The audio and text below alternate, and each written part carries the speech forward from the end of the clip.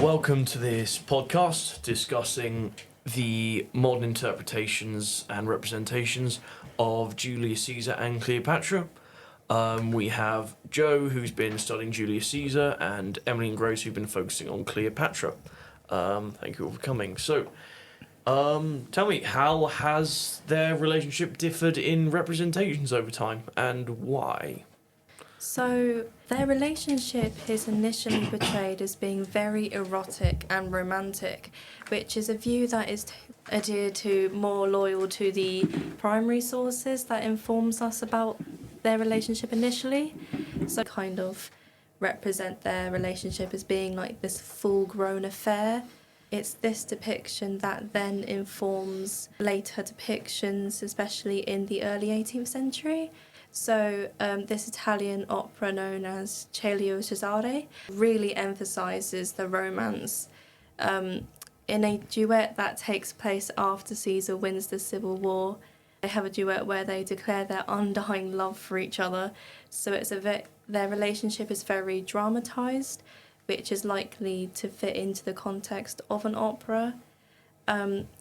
Which, it's not the case where it's inaccurate, but I think because I feel like when it comes to their relationship, there is a romantic element to it, but I think the romance is very much emphasised in this case. But if we look at more recent adaptations, if you look, for example, with Assassin's Creed Origins, it's quite clear that they're trying to move away from this popular depiction, and it's focusing more on how their relationship actually worked within the political context it's set in.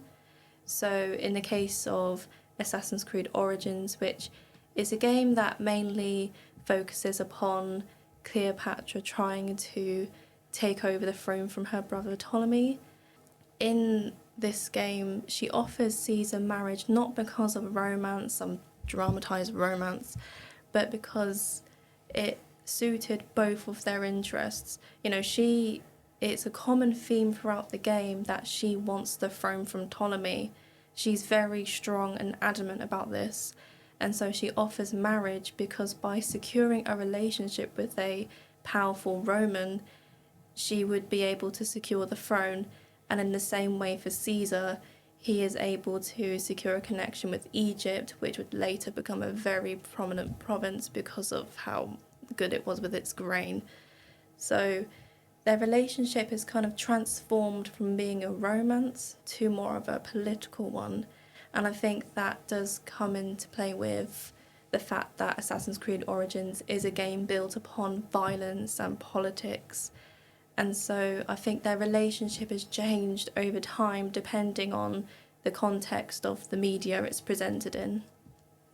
Yeah, I'd agree. There's significant differences in the representations of their relationship.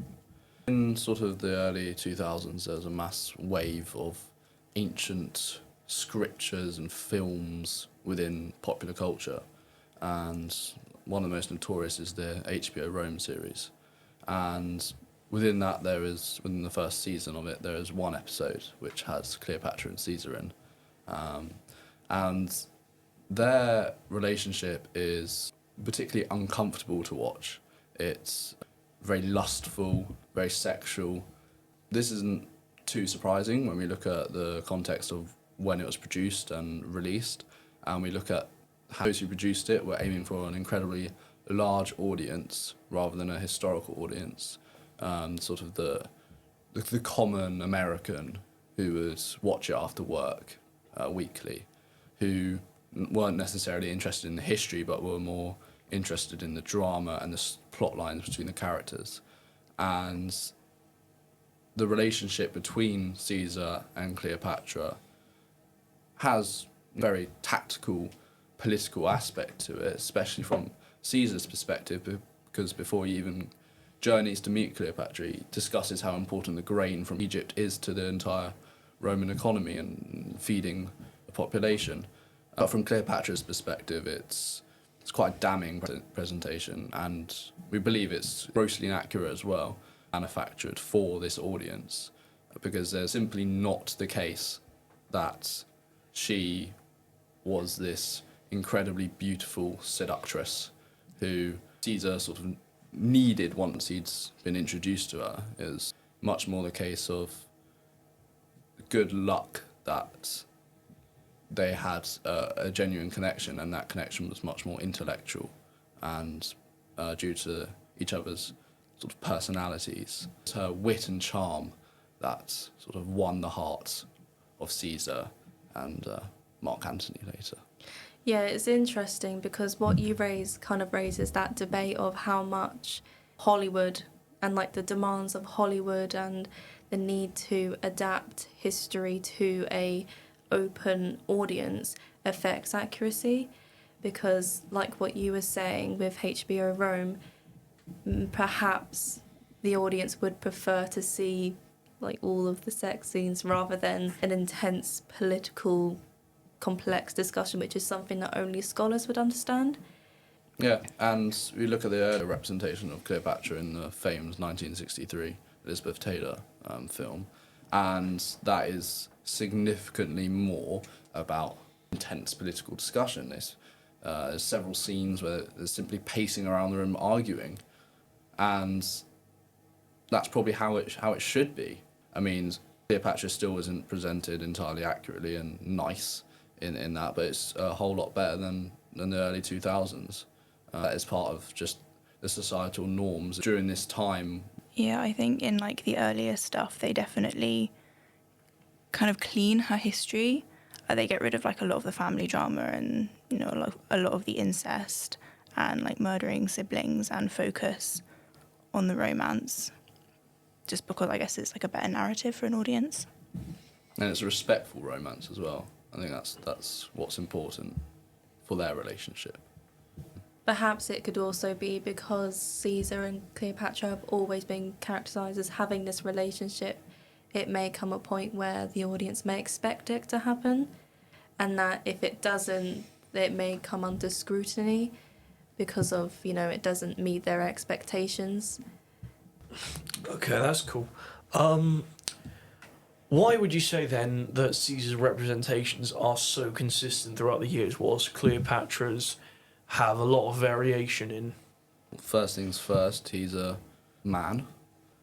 There's very little desire from people to change him because he's very well described already. We have his own writings, we have Cicero's, we have later ones from Plutarch, Suetonius. Then we have the later Shakespeare adaptation, which is fairly pleasant and not majorly wrong. It's, you know, modest version of him. It's not controversial, so there's not really any need to then move the other way from it. He's not regular, but he's another nearly king, and when you think about how many historical dramas usually based off a male icon or male king, Shakespeare's other ones, you know, Henry V. So I think it's just the age-old occurrence of shifting gender roles, which is why we've seen Cleopatra be differed so much to Caesar. Caesar's always presented as politically incredibly intelligent, wise, knowledgeable in some instances, especially in Italian adaptations, being very caring and personable. And then later on he becomes, you know, all-powerful, a tyrant, but still respectful in the way he goes about it, just because of who he is and how he then gives mercy to others. So there's just little reason to ever need to change the representation of Caesar, because the way he is incredibly entertaining to put into a drama or play, or a film or series. It's easy to put on the big screen, it's already entertaining, and it's very hard also to move away from being generally accurate. That's why I'd say that Caesar's consistent, but maybe one of you two would like to talk about Cleopatra. Yeah, so as a contrast to Caesar, I feel like there has been a need to change Cleopatra's depiction. So while, as Joseph said, there are many sources that inform us about Caesar, the dominating sources about Cleopatra, on the other hand, are characterised by Octavian's propaganda. So for looking at sources like Virgil's Aeneid and Horace's Odes, they present this image of her as being characterised by scandals upon scandals. There is virtually no political career of her. She's being accused of things like incest, drugs, intoxication. And obviously, in the context of a modern audience, this image just wouldn't really work. It would be quite problematic. And so more modern depictions aim to kind of move away from this image that Octavian perpetuated. So again, if we look at the Queen Cleopatra documentary that came out last year, it was produced by a woman who wanted to retell her story as a reflection of the fact that she has been unfairly represented in popular culture. In one of the first things that is said in the documentary is the fact that her legend has been retold by millennia, but few know the real woman, her truth. And so I feel like Cleopatra's image has been under scrutiny and has had a need to change because it kind of needs to fit into a more modern audience. And it does very much reflect that change of societal views. But sorry, you talk about the like modern audience, but then we look at her in Rome. So what do you think about how poorly represented she is in Rome if we're trying to adapt it to a modern audience? I mean, obviously we know that who it's aimed for would prefer it, but why would you do that if we're trying to present her more positively? Yeah, that's when the debate becomes a bit more complex, because it's not as dependent on the time period but also the producer themselves. So as we mentioned earlier, HBO Rome is very much a blockbuster Hollywood kind of show where this representation of her with Caesar is probably the one that people would like more than a more sophisticated one, which is something that would only really appeal to a limited audience. And it really does depend on the producer and many different audiences. Like if we look at Elizabeth Taylor's Cleopatra, it's this Hollywood blockbuster, but it does still represent her as this complex political figure. But in the same decade, you have a film like Carry On Cleo, where literally within the first minute of the film, a sexual joke is made about her. So it is quite a complex debate. It does depend on the many different audiences that coexist. Well, in defence of the Carry On films, they're never meant to be taken seriously whatsoever. They're all just like a bunch of cheap gags lined up. Well, that's not... Yeah, but you're taking cheap gags of bloody Cleopatra. Yeah.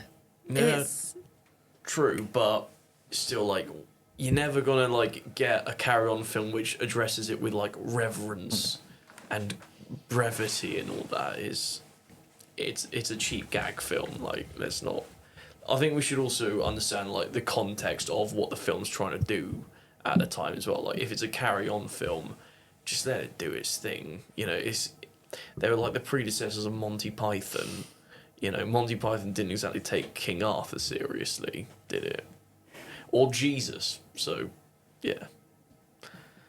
And sorry for the interjection, but, you know, I like the Carry On films. Yeah, the Carry On films are an interesting case. I think it's because the Carry On is very much influenced by British humour, which is characterised as being quite vulgar. But it is interesting that as all of the jokes that they could make about Cleopatra, they are very much sexual ones. And I think in a point to make about the change of times, I think if Carry On Cleo came out in the modern day, it would be seen as being very problematic. And I think it's because even though Carry On Cleo is aimed towards a specific audience, it is still open to a big audience. Like, people would still tune into it. Yeah, but I'm sure they'd understand that it was a product of its time. Instead of, you know, trying to supplant modern values onto something of the 1960s. Okay, if we're going to move on, how do they use their personal connections to further their political agendas? Well, almost all of Caesar's entire rule in Rome is built on his strength with people, especially those of the elite and within the Senate, and keeping them at arm's length when necessary.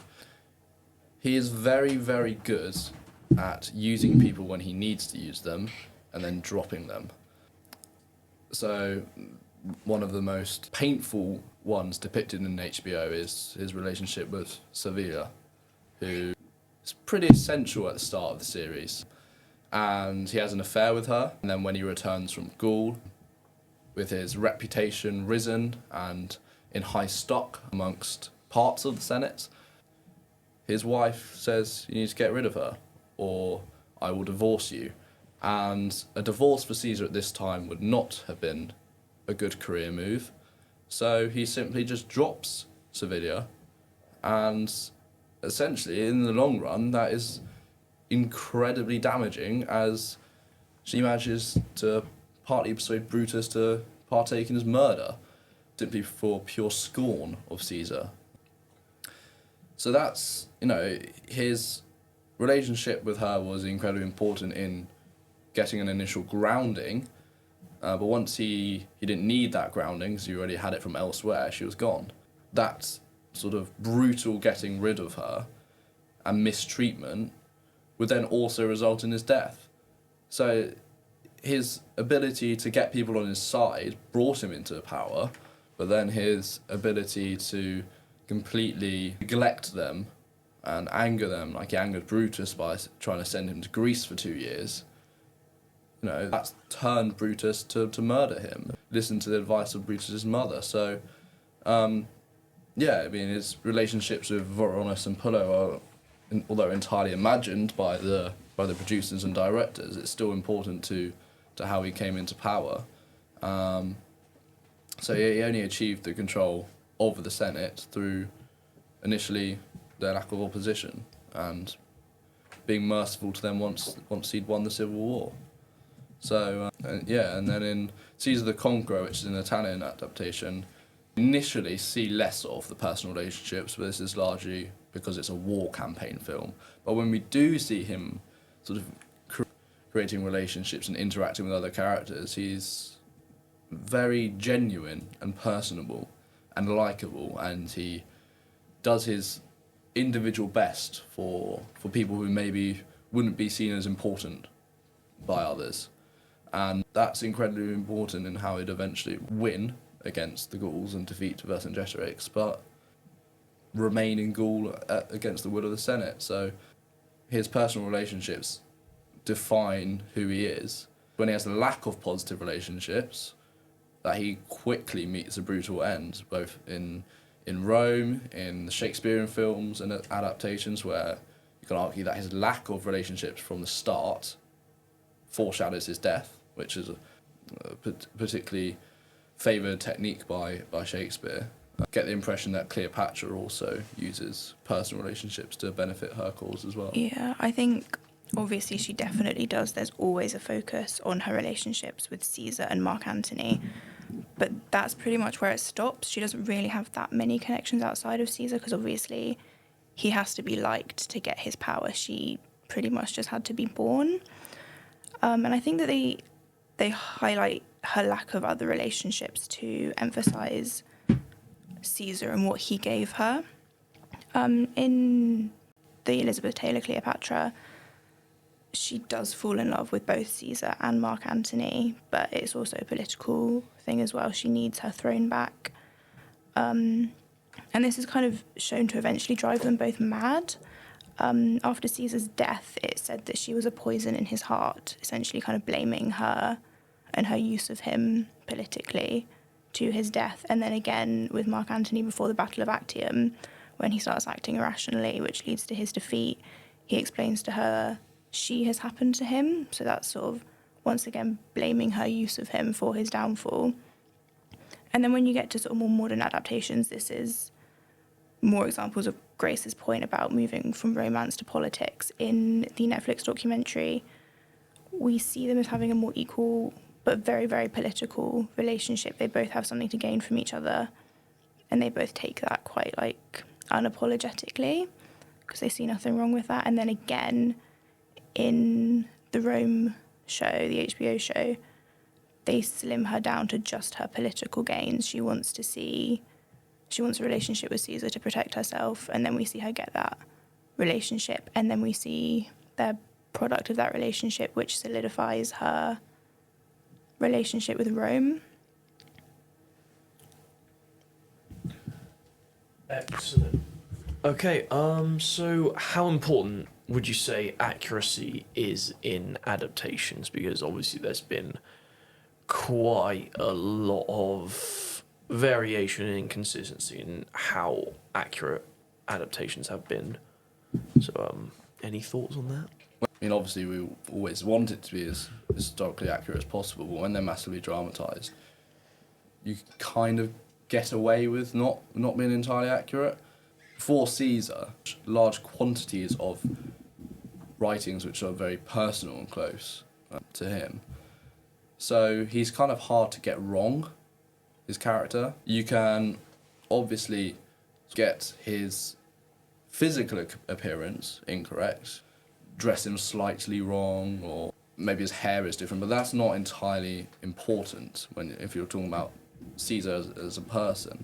And for the majority of adaptations that I've seen, he is presented fairly accurately and pretty well. Sort of the main inaccuracy which has annoyed me in Caesar the Conqueror is actually not him, it's the way that they presented his legion, and the fighting and battle scenes are almost pirate-esque, and we know how organised and wonderful the 13th Legion was in simply winning a battle through organisation.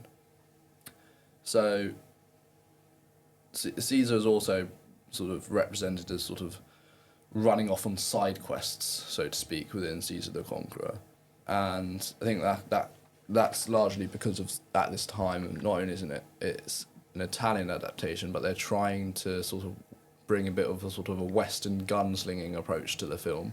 So it's already got a different perspective from Hollywood, but then they're trying to take one area of Hollywood outside of anything of that they're actually representing historically within the film.